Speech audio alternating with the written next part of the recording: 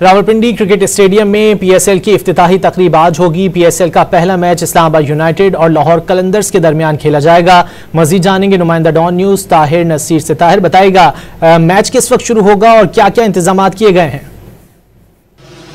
जी बिल्कुल, देखिए Pakistan super league season 10 का मेला सजने को तैयार है और आज रावलपिंडी क्रिकेट स्टेडियम में पीएसएल की रंगारंग इफ्तिताही तकरीब होगी।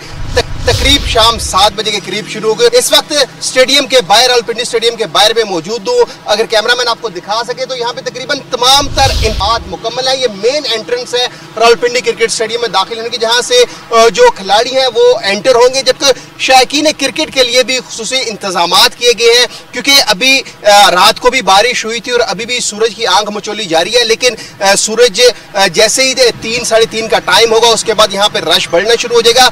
शाम रात 8:30 बजे जो इफ्तिताही मैच है उसकी पहली बॉल फेंकी जाएगी। तमाम तर इंतजाम मुकम्मल है और शायकीन क्रिकेट को साल भर इंतजार रहता है कि जैसे ही पीएसएल शुरू हो तो वो अपने पसंदीदा खिलाड़ियों को परफॉर्म करता हुआ देख सके।